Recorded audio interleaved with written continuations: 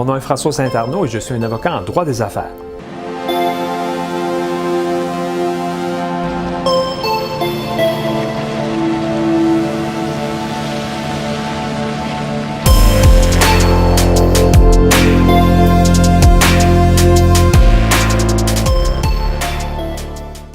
Je vous parle aujourd'hui du solde de prix de vente dans une vente d'entreprise. Il n'est pas rare que l'acheteur d'une entreprise exige du vendeur qu'il conserve un solde de prix de vente. Et cela pour deux principales raisons. La première, c'est que le solde de prix de vente vient faciliter pour l'acheteur le montage financier. En effet, les banques financent rarement 100% du prix de vente d'une entreprise et donc le vendeur vient compléter le financement avec la mise de fonds de l'acheteur. Le solde de prix de vente vient aussi rassurer le financier, le banquier de la transaction, que le vendeur va faciliter la transition harmonieuse de l'entreprise à l'acheteur et sera là en cas de pépin.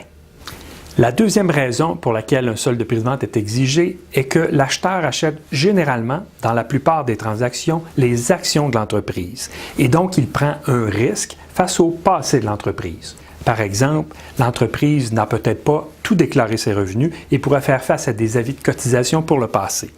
Ainsi, en conservant un solde de prix de vente, l'acheteur s'assure que s'il y a une réclamation, un nouvel avis de cotisation pour le passé, il pourra se payer à même le solde de prix de vente et donc obtenir compensation.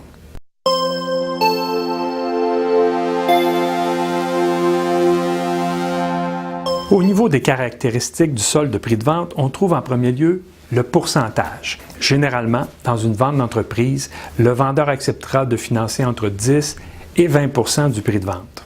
Également, si le solde de prix de vente s'étale sur plusieurs années, ce qui est souvent le cas, le vendeur exigera le paiement d'un intérêt sur le solde de prix de vente.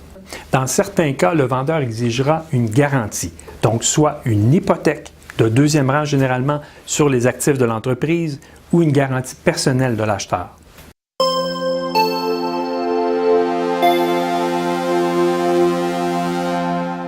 Il faut parler de la subordination. La banque qui finance la transaction va généralement exiger du vendeur qu'il subordonne son solde de prix de vente à la dette de la banque. En d'autres termes, si l'entreprise est en défaut, le solde de prix de vente passera après le remboursement de la dette principale de la banque. Finalement, il est important ici de mentionner quelques droits dont devrait bénéficier le vendeur à titre de créancier en solde de prix de vente. Comme il est à risque, le vendeur devrait recevoir annuellement les états financiers de la société pour s'assurer dans quelle position il se trouve. Également, il pourrait exiger d'avoir des vétos sur certaines décisions importantes qui pourraient mettre à risque sa créance.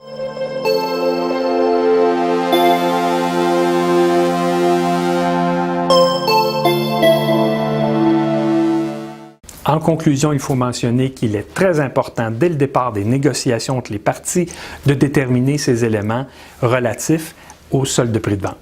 J'espère que cette capsule vous a plu et je vous invite à partager cette vidéo et à souscrire à notre chaîne YouTube. Et à très bientôt!